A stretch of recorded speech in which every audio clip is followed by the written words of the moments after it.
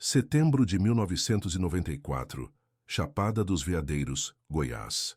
O sol queimava forte sobre o cerrado quando Edmundo Lacerda, 37 anos, caminhava por uma trilha isolada, levando apenas uma mochila e um cantil de água. Conhecido por explorar sozinho a região, ele não voltou para casa naquela tarde. Dias depois, voluntários encontraram suas pegadas interrompidas às margens de um rio. Edmundo era um homem de hábitos simples. Morava em Alto Paraíso há 15 anos, trabalhando como marceneiro em uma pequena oficina no centro da cidade. Todos os fins de semana, ele desaparecia nas trilhas da Chapada, carregando sempre a mesma mochila de couro marrom e seu cantil de alumínio amassado, uma lembrança do tempo em que serviu no exército. Naquela manhã de sábado, 17 de setembro, Edmundo acordou antes do amanhecer. A temperatura ainda estava fresca, cerca de 16 graus, mas ele sabia que o sol do cerrado logo transformaria o dia em uma fornalha. Vestiu sua calça jeans desbotada, a camisa xadrez vermelha que sua falecida esposa havia costurado, e calçou as botas de couro que já conheciam cada pedra daquela região. Sua irmã Lourdes Lacerda, de 42 anos, morava na casa ao lado. Ela o viu partir pela janela da cozinha enquanto preparava café com leite condensado. Edmundo acenou com a mão direita, a mesma que ostentava o relógio Citizen prateado, presente de casamento que nunca tirava do pulso. A trilha que escolheu naquele dia levava ao Poço do Segredo, uma piscina natural escondida entre paredões de quartzito.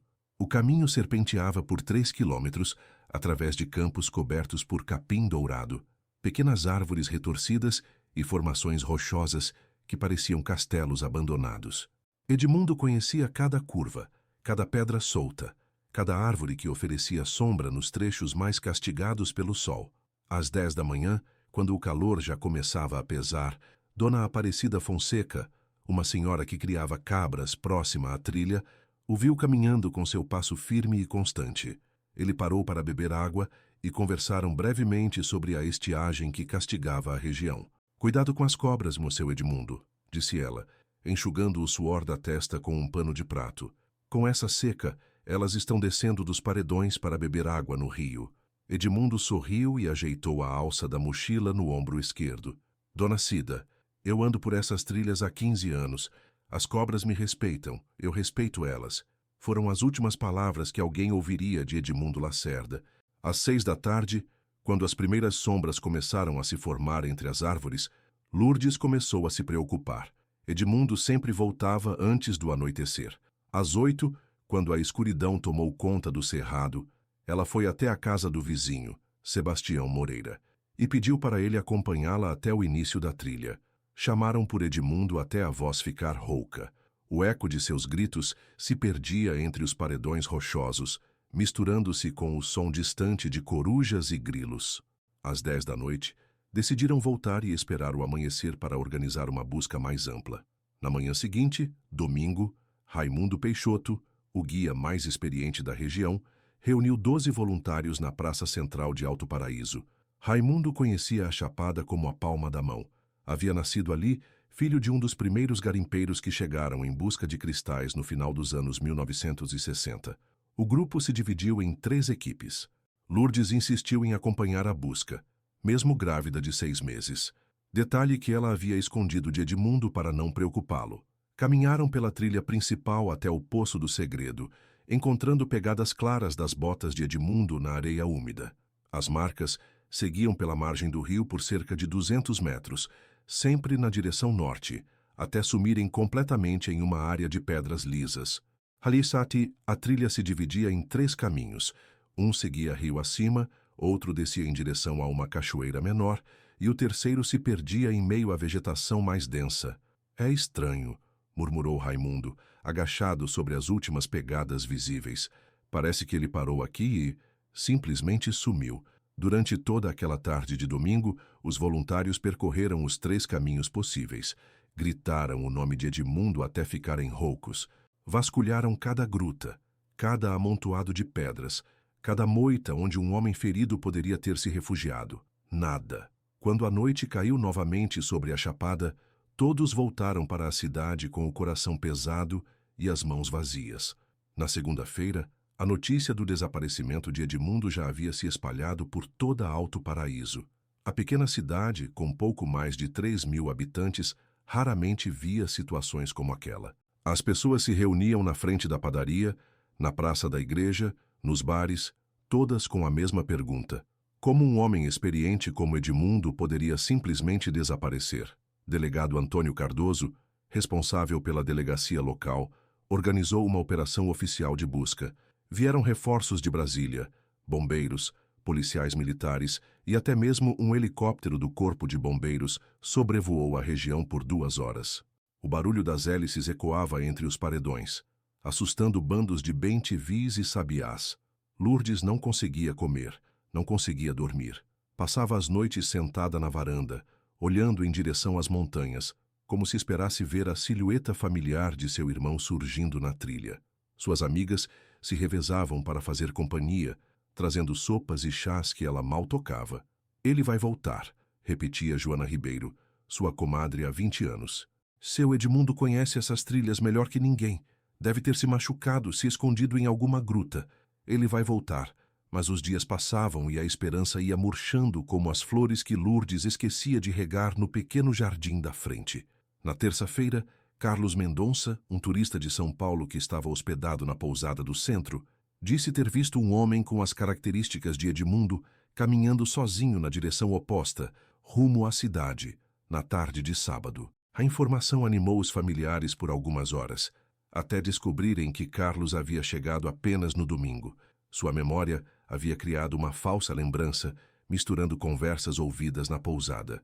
A cada pista falsa, Lourdes sentia como se levasse um soco no estômago. A gravidez começava a pesar mais, tanto fisicamente quanto emocionalmente.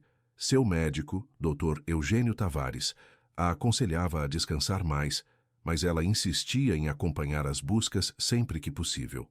Na quarta-feira, Raimundo encontrou pegadas de onça próximas ao local onde as marcas de Edmundo desapareciam. A descoberta trouxe uma nova teoria sombria. Talvez Edmundo tivesse sido atacado por um felino e seu corpo arrastado para longe da trilha. Organizaram uma busca específica procurando por sinais de luta, galhos quebrados, manchas de sangue. Novamente, nada. Padre Joaquim, da Igreja de São Francisco, organizou uma corrente de oração que reuniu metade da cidade na praça principal. As velas tremulavam no vento seco do cerrado, enquanto vozes sussurravam Ave-Marias e Pai Nossos. Lourdes chorava em silêncio, segurando uma foto de Edmundo tirada no Natal anterior. Ele sorria largamente, segurando um sobrinho no colo. Na quinta-feira, Mário Celestino, um funcionário aposentado do IBAMA, trouxe uma teoria diferente. Segundo ele, Edmundo poderia ter encontrado uma entrada para uma das muitas grutas ainda não mapeadas da Chapada. Essas cavernas às vezes tinham aberturas tão estreitas que passavam despercebidas, mas se abriam em câmaras enormes no subsolo. Já vi isso antes, explicou Mário para Lourdes, enquanto bebiam café na cozinha dela. O homem entra, escorrega, bate a cabeça, fica inconsciente lá embaixo. Essas grutas têm eco, mas são tão profundas que a gente não ouve os gritos de quem está lá dentro. A hipótese fez sentido para muitos. Raimundo organizou uma nova busca focada em encontrar pequenas aberturas nas pedras. Durante 2 dias, os voluntários rastejaram por fendas, jogaram pedras em buracos para ouvir ecos, gritaram para dentro de qualquer abertura que encontravam. O silêncio do cerrado era a única resposta. Na sexta-feira, uma semana após o desaparecimento, as buscas oficiais foram suspensas. Delegado Cardoso não disse isso abertamente, mas estava claro que considerava Edmundo morto, talvez atacado por animal selvagem, talvez vítima de acidente em alguma gruta impossível de localizar, talvez simplesmente perdido e morto de sede em algum canto remoto da Chapada. Lourdes voltou para casa naquela tarde, carregando não apenas o peso da gravidez, mas também o peso de uma pergunta que a sufocava. Onde estava seu irmão? Sentada na varanda, ela segurava o relógio de parede que Edmundo havia feito com as próprias mãos, um trabalho primoroso em madeira de pequi, com números entalhados à mão. O tic-tac constante parecia marcar não apenas as horas, mas também a distância crescente entre ela e qualquer esperança de rever o irmão vivo. O cerrado guardava seu segredo. Por enquanto, 7 dias após o desaparecimento de Edmundo Lacerda, quando a cidade de Alto Paraíso começava a aceitar que talvez nunca soubesse o que aconteceu com o marceneiro, 3 caçadores locais fizeram uma descoberta que mudaria toda a história. Valdemar Santos, Nivaldo Ferreira e Zé Pequeno, como era conhecido José Marques, costumavam caçar pacas e tatus na região do Rio dos Macacos, a cerca de 8 quilômetros da trilha onde Edmundo havia desaparecido. Era uma área mais selvagem, pouco visitada por turistas, onde o rio formava curvas preguiçosas entre a vegetação mais densa do cerrado. Na manhã de domingo, 25 de setembro, os 3 homens caminhavam pela margem procurando rastros de caça quando Nivaldo parou abruptamente. "Para tudo", sussurrou ele, apontando para uma sombra escura meio submersa na água rasa de uma curva do rio. Era uma sucuri, uma das maiores que já haviam visto na região, pelo menos 6 metros de comprimento e grossa como um pneu de caminhão.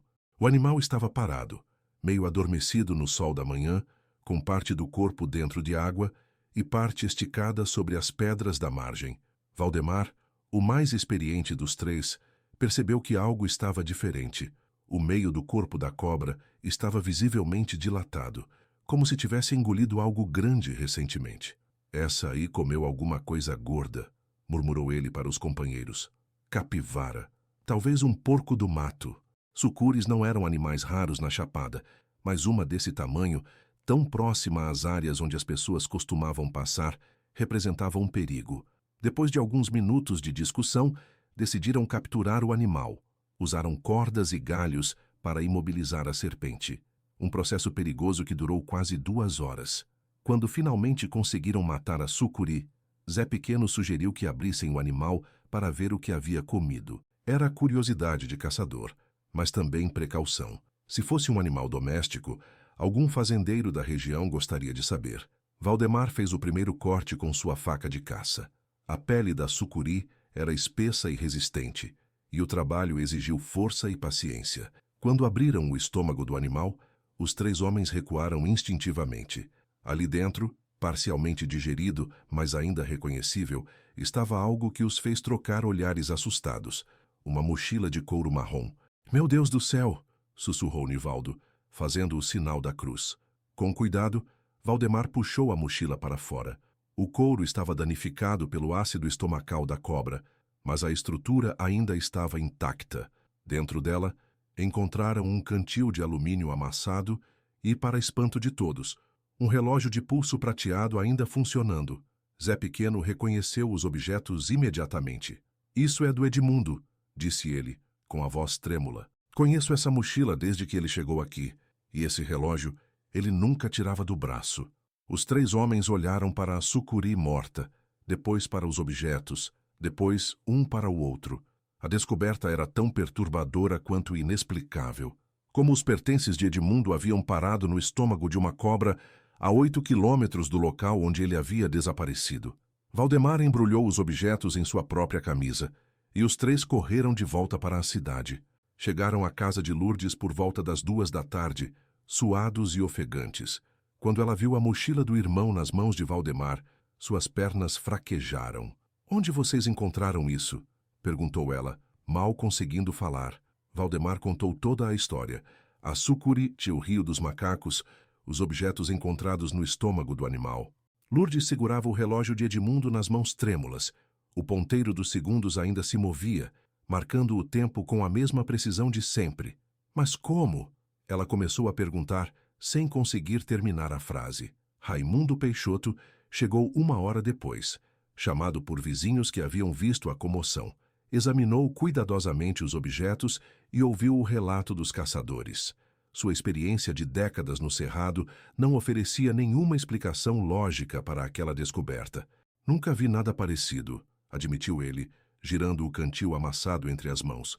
"Sucuris não atacam humanos, a menos que se sintam ameaçadas. E mesmo assim, onde está o resto?" A pergunta que ninguém queria fazer ficou suspensa no ar da pequena sala de Lourdes. Se a cobra havia comido os objetos de Edmundo, o que havia acontecido com ele próprio? Delegado Cardoso foi chamado e chegou no final da tarde. Fotografou os objetos, ouviu o depoimento dos caçadores Fez anotações em seu caderno, mas suas perguntas eram as mesmas que todos estavam fazendo. Como uma mochila, um cantil e um relógio poderiam estar no estômago de uma sucuri, a quilômetros de distância do local do desaparecimento, sem mais nenhum rastro de Edmundo Lacerda? Naquela noite, Lourdes não conseguiu dormir. Ficou sentada na cozinha, segurando o relógio do irmão contra o ouvido, ouvindo seu tic-tac familiar. Era como se uma parte de Edmundo tivesse voltado para casa, mas o mistério sobre seu destino havia se tornado ainda mais profundo e perturbador. Do lado de fora, o cerrado mantinha seu silêncio ancestral, guardando segredos que talvez nunca fossem revelados. 3 meses se passaram desde a descoberta dos objetos de Edmundo no estômago da sucuri. Lourdes havia dado à luz uma menina, Helena, no início de dezembro, mas a alegria da maternidade era constantemente sombreada pela ausência do irmão. O caso havia ganhado ares de lenda local. As pessoas falavam sobre a sucuri que engoliu os objetos, e teorias mirabolantes circulavam pelos bares e praças de Alto Paraíso. Foi então que Otávio Prudente, um senhor de 78 anos que vivia sozinho numa chácara próxima ao Rio dos Macacos, apareceu na porta de Lourdes numa tarde quente de janeiro de 1995. Otávio era conhecido na região como um homem reservado, quase ermitão. Vivia da criação de cabras e galinhas. Raramente vinha à cidade, e quando o fazia, falava pouco. Muitos o consideravam um tanto excêntrico. Havia servido na marinha décadas atrás e guardava histórias que só contava quando bebia cachaça nas noites de lua cheia. Dona Lourdes, disse ele, tirando o chapéu de palha e torcendo-o nas mãos calejadas. Preciso falar com a senhora sobre seu irmão. Lourdes estava amamentando Helena na varanda. O bebê dormia tranquilo em seus braços, alheio ao peso da conversa que estava prestes a começar. Entre, seu Otávio. Quer um café? Não, te obrigado. Ele permaneceu de pé, claramente desconfortável. O que eu tenho para falar é difícil. Deveria ter falado antes, mas... Lourdes sentiu o coração acelerar. Desde a descoberta dos objetos, qualquer menção ao nome de Edmundo a deixava em estado de alerta. Seu Edmundo... Otávio começou. Depois parou. Olhou para as próprias mãos. Respirou fundo. Seu Edmundo passou pela minha chácara naquele sábado. Eu vi ele caminhando pela trilha que corta minha propriedade. Mas essa trilha não leva ao Poço do Segredo, disse Lourdes, franzindo o senho. Não, senhora. Leva para o lado oposto, para onde os garimpeiros antigos costumavam trabalhar, nos anos 70. Tem umas grutas velhas por lá, abandonadas há muito tempo. Otávio contou que estava consertando a cerca dos fundos quando viu Edmundo passar. Era por volta do meio-dia. O sol estava forte e Edmundo parecia cansado. Parou para beber água e conversaram brevemente. Perguntei onde ele ia, e ele disse que queria conhecer as grutas velhas. Eu avisei que eram perigosas, que tinham poços fundos, que o pessoal do garimpo havia dinamitado várias entradas. Mas ele disse que sabia se cuidar. Lourdes ouviu em silêncio, balançando Helena suavemente enquanto o bebê dormia. Por que o senhor não falou isso antes? Otávio baixou a cabeça. Porque eu menti para ele, dona Lourdes. Quando ele perguntou qual era o caminho mais seguro para as grutas, eu mandei ele para o caminho errado. Como assim? O velho suspirou profundamente. Tem 2 caminhos para as grutas. Um é mais longo, mais seguro. O outro é mais curto, mas passa bem perto do Rio dos Macacos, numa parte que tem sucuris grandes. Eu disse para ele pegar o caminho curto porque eu não queria que ele ficasse muito tempo por perto da minha propriedade. Lourdes sentiu uma mistura de raiva e incompreensão. Por que, seu Otávio? Porque eu tenho uma plantação pequena de maconha nos fundos da chácara. Nada demais. Só para meu próprio uso, para dor nas juntas. Mas eu não queria que ninguém visse. Então mandei seu irmão pelo caminho onde ele não passaria perto da plantação. O silêncio que se seguiu foi interrompido apenas pelo som distante de bem-te-vis cantando nas árvores. Continue, disse Lourdes, com a voz controlada. No caminho curto, tem uma parte onde a trilha passa bem perto da água. É onde as sucuris grandes costumam ficar, especialmente quando faz calor. Seu Edmundo deve ter parado para beber água, descansar um pouco, e uma dessas cobras deve ter se assustado com a presença dele. Otávio explicou que sucuris raramente atacam humanos, mas quando se sentem encurraladas ou protegendo o território, podem ser agressivas. Uma cobra daquele tamanho poderia facilmente derrubar um homem desprevenido. Mas se a cobra atacou meu irmão, onde está o corpo? Perguntou Lourdes. Sucuris não comem humanos inteiros, dona Lourdes. Somos grandes demais. Mas se houve luta, se seu irmão caiu na água, o rio leva. E a cobra pode ter ficado com os objetos que flutuavam. Era uma explicação que fazia sentido, mas não oferecia o consolo que Lourdes buscava. Eu procurei por ele depois, continuou Otávio, com a voz trêmula. Quando soube que ele tinha sumido, fui até o rio. Procurei nas grutas. Não achei nada. Aí, quando vocês encontraram os objetos na cobra, eu soube que era culpa minha. Lourdes olhou para o homem que estava à sua frente. Um idoso curvado pelo peso da idade e agora também pela culpa. Sentiu raiva, mas também compreendeu que aquele homem havia carregado esse segredo por meses. O senhor vai contar isso para o delegado? Perguntou ela. Se a senhora quiser, mas não vai trazer seu irmão de volta. E vai me causar problemas por causa da plantação. Lourdes ficou em silêncio por um longo momento, olhando para Helena dormindo em seus braços. Pensou em Edmundo, em suas caminhadas solitárias, em sua paixão pela chapada. Pensou na ironia cruel do destino. Ele que conhecia tão bem o cerrado, morto por causa de uma informação errada sobre um caminho. Seu Otávio, disse ela finalmente, o que o senhor fez foi errado, mas contar para a polícia agora não vai mudar nada. Meu irmão já se foi. O velho assentiu, com lágrimas nos olhos. Eu sinto muito, dona Lourdes, sinto muito mesmo. Após Otávio ir embora, Lourdes permaneceu na varanda enquanto o sol se punha sobre a chapada. Finalmente, tinha uma resposta para o mistério que a atormentava há meses. Mas não era o tipo de resposta que trouxesse paz. Edmundo havia morrido por causa de um mal-entendido, de um medo bobo de um velho sobre uma plantação insignificante de maconha. Havia morrido sozinho, longe de casa, num encontro fatal com uma criatura que normalmente evitava seres humanos.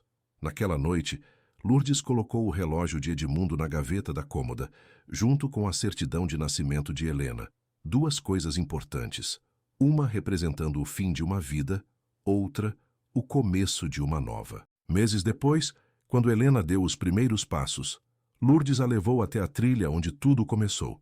Não foram longe, apenas até onde conseguiam ver as montanhas da chapada se recortando contra o céu azul do cerrado. Aquele lugar ali em cima era onde seu tio Edmundo mais gostava de ir. Ela disse para a menina, que apenas balbuciava e apontava para os passarinhos. O cerrado havia guardado seu segredo por alguns meses, mas acabou revelando a verdade através da confissão de um homem atormentado pela culpa. Não era a resposta que Lourdes queria, mas era a única que teria. E na imensidão silenciosa da Chapada dos Veadeiros, onde o tempo corre devagar e os segredos às vezes levam décadas para vir à tona, a história de Edmundo Lacerda se juntou a tantas outras. Lembrança de que o cerrado, por mais belo e acolhedor que pareça, nunca deixa de ser selvagem.